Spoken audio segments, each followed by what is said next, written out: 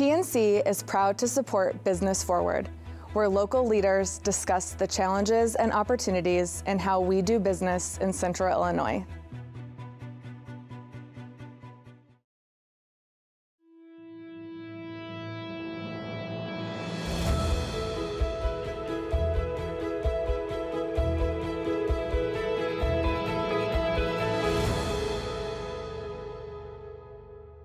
Welcome to Business Forward. I'm your host, Matt George. Joining me tonight, a good friend of mine, Peggy Jacques. Peggy is a registered nurse with a passion to make change in our community.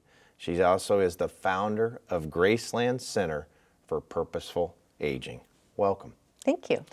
Well, we could go down many roads, but I kind of want to tell a story, if it's okay, because how you came up with this idea, I was blown away. So I met you a few years back, and you came up to me and you asked me a question. And do you remember exactly? I do. So why don't you tell the story? You're a better storyteller than me. You go ahead and tell the story. I came up to you and I said, Matt, I'm going to start a senior center in Peoria and I need help. And I was blown away. And what was really neat about it is, one, Peoria needs it. Central Illinois needs it. Number two, the drive and the passion I saw in your eyes right there, because a lot of people have a lot of great ideas. It's just whether you take that next step, because you know this because you felt this, but when you have an idea and a vision, you also have that little something on the side of your shoulder saying, why am I doing this? What am I doing? Should I quit? Am I doing the right thing? Should I, right? Every day. Every day. But the bottom line is, and my personal motto is every day should change lives and save lives, and that's what you're doing. Absolutely. So why don't you first, before we get into Graceland, you're a nurse. How long have you been a registered nurse? 43 years. The only reason I ask is because my mom was a pediatric nurse for years. So I was always just blown away with that profession, because I always used to say, I still think it, but that nurses do more than the doctors. I know you're married. But I always said she just would do everything. And I'd watch her and I'd go, how does she know how to do everything that she does? It's an art. It's an art, and it comes from passion and caring, making sure all the details are taken care of. So what type of nurse are you? Oh man, an everything nurse? I've had, and that's funny because the only place I haven't worked is with sick children in the hospital. Okay. So I started off in ICU, 10 long years, and I got my associate's degree because I'm the 7th of 9 kids, and that's what I could afford. And so when I got my bachelor's, I had married my husband, who was in medical school. So he was busy. I got my bachelor's, and he was still in medical school, so I got my master's in community health. And my drive then was, we are so backwards in our health, right? I mean, we don't do what we need to do to prevent things. So in ICU, we were patching up heart attacks and patching up this and patching up that could have been prevented. And so when I got my degree, I really wanted to go into public health. So my master's is in community health, because I wanted to do prevention. And I didn't pursue being a nurse practitioner because I in that time period, I first saw that medicine was treatment, illness-oriented, and nursing was holistic and health. And so when I got my master's, then I taught students for a while, and then I worked at the health department here, actually. Did you? We moved from Arizona. Okay. We're Wildcats. We moved from Tucson, and we came to he was in residency, so I worked at the health department, so I supervised the WIC program and the elder care program. Did not know that. Yeah, was assistant director of nursing for 3 years there, and made home visits in all the homes, and a lot of mom, baby, drug-free families with a future, all of that kind of stuff. And then we moved back to Tucson to pay off some of our loans, and then I worked in employee health and infection prevention, and moved back here, had a couple more babies and then returned to the workforce. And I have always loved elderly from my childhood. You know, just loved my grandmas and my elder. They probably were younger than me, you know, people in my neighborhood. But I was always on somebody's lap because I really enjoyed their wisdom. I loved how older people pay attention to children in a way that busy adults don't. And so as I worked at the health department, I've worked in palliative care, hospice, home care, and now I'm working as a diabetic educator, and I really enjoy that. But on that journey, I really thought I would be someone who would take over a nursing home. I love nursing homes. I love taking care of elders. But frankly, I've had to quit every single one of them because my license was at risk. The last nursing home I worked at, I had 70 patients by myself with 2 aides at night. Yeah, let's talk about that for a minute. Not just nursing home, but just nursing profession in general. Okay. Because I say this all the time, and we'll use nurses as an example, but also teachers, special ed teachers, child psychologists or psychiatrists. Then you're looking at therapists, and the list goes on. But there's a theme that runs through each one of those positions, and it's passion and compassion. And so what I have been talking about a lot lately is that we need to get our kids to dream again, to want to be in these positions, because these positions are so important. People don't understand if you're short, which all the hospitals are short nurses. If you're short nurses, what do you think that means? There's a trickle. And so you use the example of a nursing home, but I could use it as a teacher and say, less education, less of this, less of that. And I don't know what the answer is, but it's a frustrating problem to have because I talk to so many different CEOs and people on the show, and we all have that after the show conversation of we need more people that want to help people. Do you see that too? Absolutely. That's an interesting question. Yeah, it's like if you look at the stats of the hospitals just here in Central Illinois, not just Peoria, Galesburg, everywhere. Anywhere. There's nurse openings 24/7.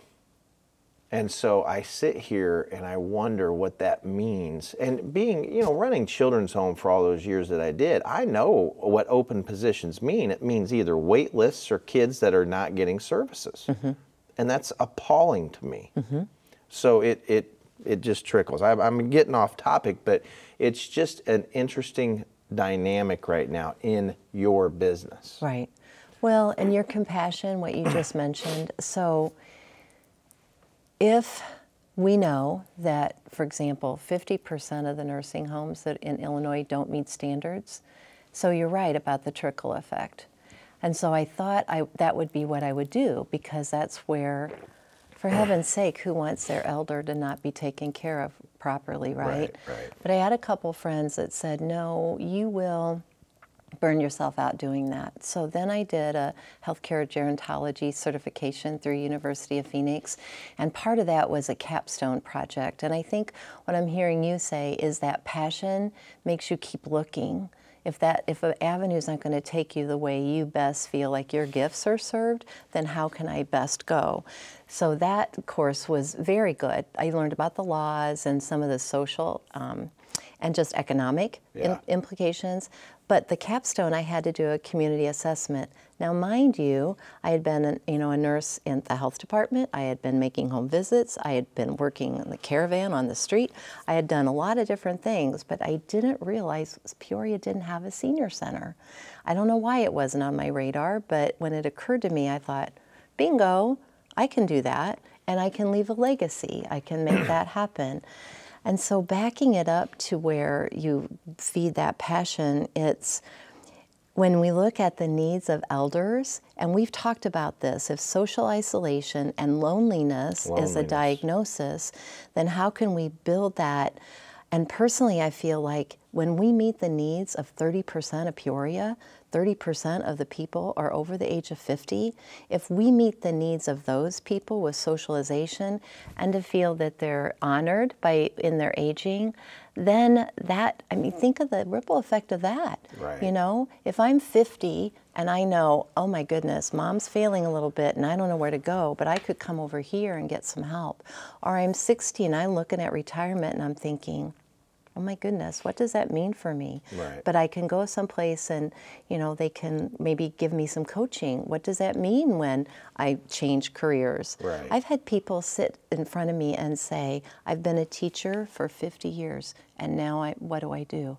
They're lost. They're lost. They're lost. There's no doubt. So I think, you know, all those examples will help build that, because if that group of people can give back to the community, because as we age, we know we gain wisdom, we gain compassion, we gain an understanding of what's important in that latter half of our life, and then that can come full circle. Yeah, if you think about it, I stepped down a year ago, and I'm 53, and I thought to myself, I'm going to have this next phase of my life, and I'm going to do even more work. I'm ready for that next run, so to speak, right? Mm-hmm. And you do have that, and I'm a confident guy, but you sit there at times, and you go, oh my goodness, mm-hmm. I was running this huge place, and I was always asked questions, and I was always needed, and next thing you know, you're sitting there going, nobody wants me anymore. Yeah. Or nobody needs me anymore. Depends on you, yeah. Yeah. And so it's interesting, because now take it to age 63, 73, 83, 93. Mm-hmm. And so this is why I love talking about this, because when I'm going to go back to that day, I'll never forget it. And very rarely do I say, when someone says something to me and says, what's your opinion? Go all in. And 4 years later, I still think you still go all in, because the idea had such merit. Mm-hmm. So I give you credit. Now let's talk about what it is now. Okay. So first of all, where did you come up with the name Graceland? Actually, on the treadmill. Do you get your best inspiration That's when right. you work out? Okay, fair. We had talked, I actually had a core group of people, and I think that's at the key. Okay. This isn't anything you do by yourself. Absolutely not. I have wonderful mentors. I had a group of people that cared about me and were passionate about the care of elders.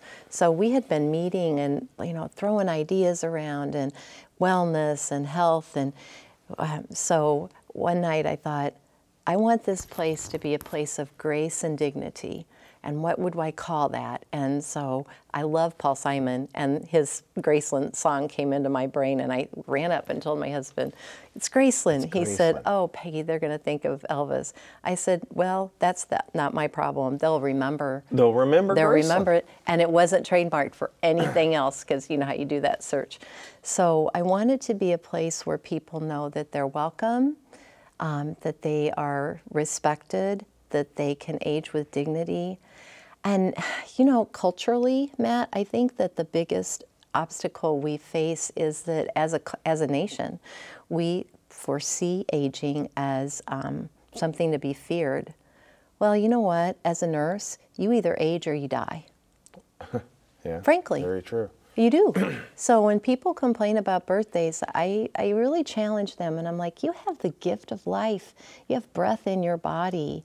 That doesn't mean no matter what your disability, no matter what your condition or circumstance, you have something, you have a purpose. That's exactly right. So that's where purpose came from. Okay. Yeah. So your vision to advocate and create a culture within the Peoria community which salutes aging as a privilege. I like that. Mm-hmm. I like that. So when you were putting together the vision, mission, vision, values, did you go back to that core group and come up with those, or did you just... It's all been a group effort, some of it. So, for example, then you start connecting with who's been successful. Yeah. And so the Graceland Center up in Chicago at the time, they had several cafes, and the Graceland Center is an interesting story. Stories encourage you so much, mm-hmm. because it helps you know however people started. So this gentleman... And failed. But Yes. But go ahead. Yes. Go ahead. Well, yeah. So Mr. Mathers in 1941 did not like, he was a very successful businessman up in Chicago, and he didn't like how his peers left their wives. Now, back then, think of 41, you know, people died in their 60s. And so these widows would be left without whatever it was, pensions or whatnot, you know. So he established an endowment. And so there's the Mathers Research Institute that does amazing research on wellness and elderly. And at the time, they had these cafes where they would sell food, and that would go back into the proceeds. They'd have programs. They were just amazing. Ahead of their time. Yeah. And then they also have those sequential living situations where you can buy in. Yeah. So, so I took my encouragement from them and a lot of their concepts of the saluting aging as a privilege and to help people age in place and to live their best lives. That's awesome. Yeah, that's where some of that came from. You don't give yourself any credit. You keep saying it's a group effort, and that's true leadership. But I'll tell you, they have to have a captain. And That's true. That's what you've done. So all right. I attended something that you put on. You put on a symposium a couple months ago, and when I looked out into the crowd, I couldn't believe, I guess I shouldn't be shocked because you put it together, but I looked out of the crowd, there had been 200 people there, 150, 200 people there. And the speakers and the need and there were nonprofits there, there were healthcare organizations there, there were other leaders there, city council was there, city leadership was there. I found that pretty impressive. And because it's very hard to get buy-in, you know this, it's very hard to get buy-in, but every step I've seen you take, it's going forward. You know, a lot of times in these, it's that 2 steps, then one step, 2 steps back, whatever. Not here, because we're actually gaining momentum and you're starting to see the fruits of your labor. So why don't you talk about some of the ideas and thoughts of the programs that you already are doing or have maybe in the future that you want to do? So we have a strategic plan, and that really is so helpful to me because I can see the steps. Okay. They're not as fuzzy as they were when we first got started. So I know we started basically in 2020. You know that. Yep. You told me get off my stick because that was a step back. Get off your stick and we'll do the work just because you want to gather elders during a pandemic. Keep going. Okay. I did actually push you hard. Yeah, and you did, which was good because, you hit a wall. So in the next year, what we plan to do are to help people understand what the need is by doing programming in the community and regular programming so we are a confident, reliable, understandable entity. We're a known product. I think right now we're not a known product. Yeah. Yeah. And for example, say before you knew me, what would you, if I said the word senior center, what would come to your mind? Where my grandma was in a retirement home. Okay. Yeah. I mean, that's exactly. Yeah. Exactly. So I think that's the veil we have to pierce. Yeah. Because here in Peoria, for some reason, Yeah, it's frustrating is what you're saying, because why isn't it already here, number one? There is potential funding out there, but more importantly, there is a need. People are living longer. And like you said, if you think about it, my grandma, believe it or not, she lived to be 105. Now, oh my think gosh. about that. That's right? a lot. So she lived through two pandemics, wars, 2 world wars, Wow. the Depression, invention of cars, technology, TV. It gives me goosebumps. I know. Yeah. It's crazy. And she passed a couple years ago, and there was nothing more exciting growing up than hearing stories. And I think you mentioned it earlier, the wise person, right?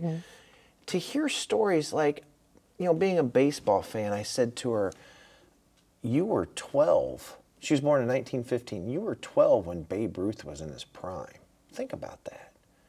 You were, and I gave all these different examples, you were in your 20s during World War I and II.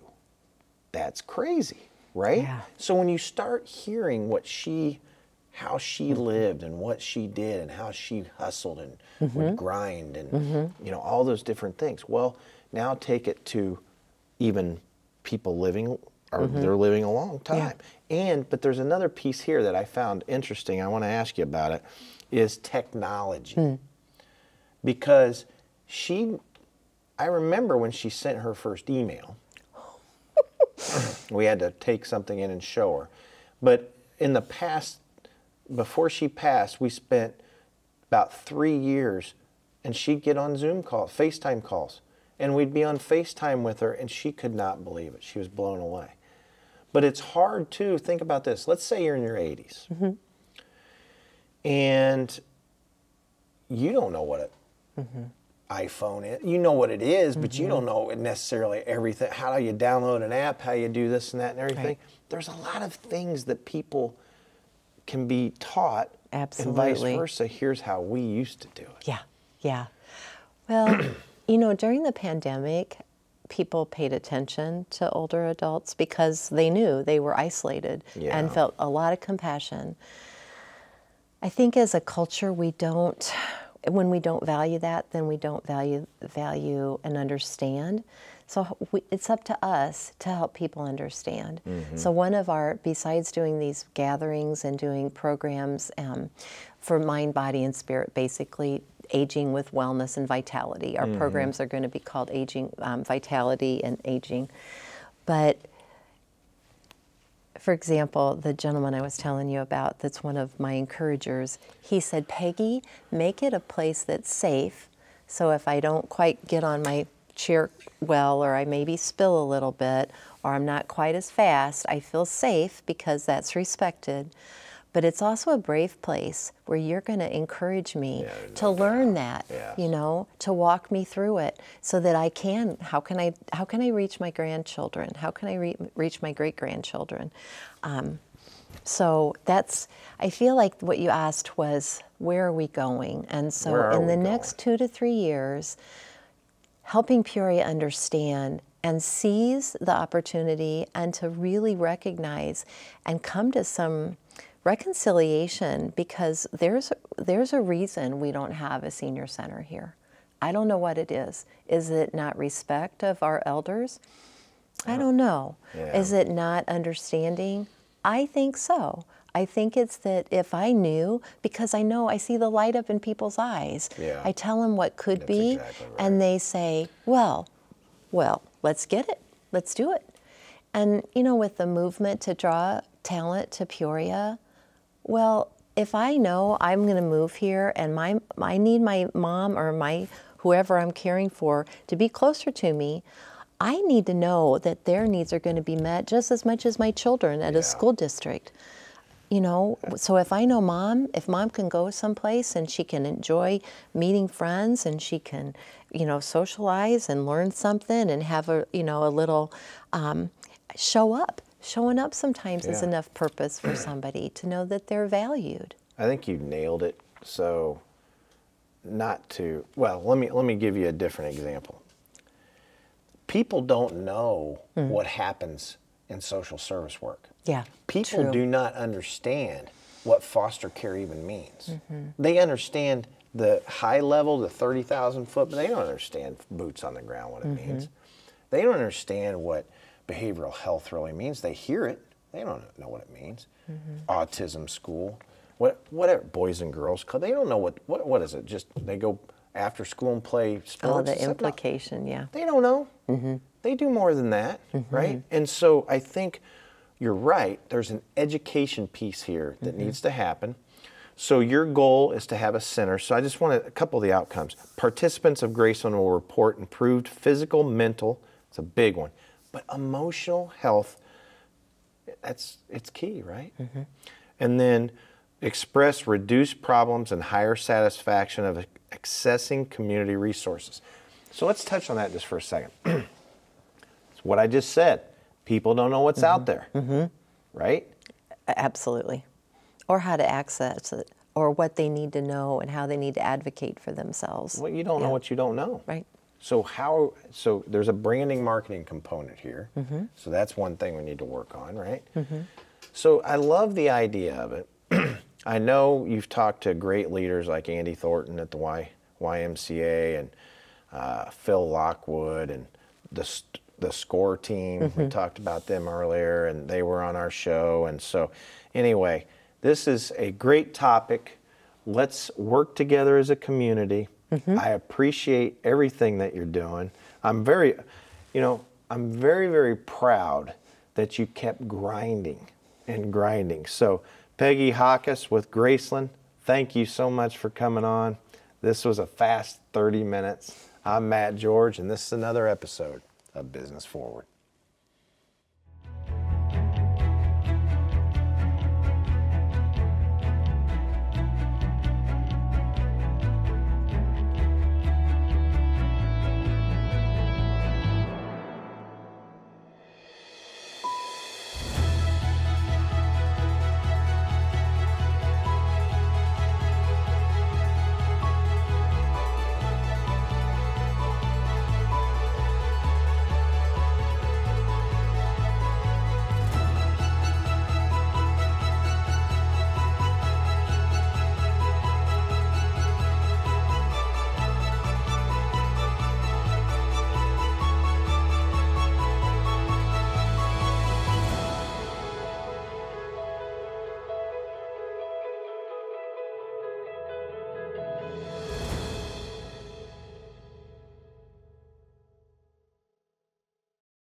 Thanks for tuning in to Business Forward, brought to you by PNC.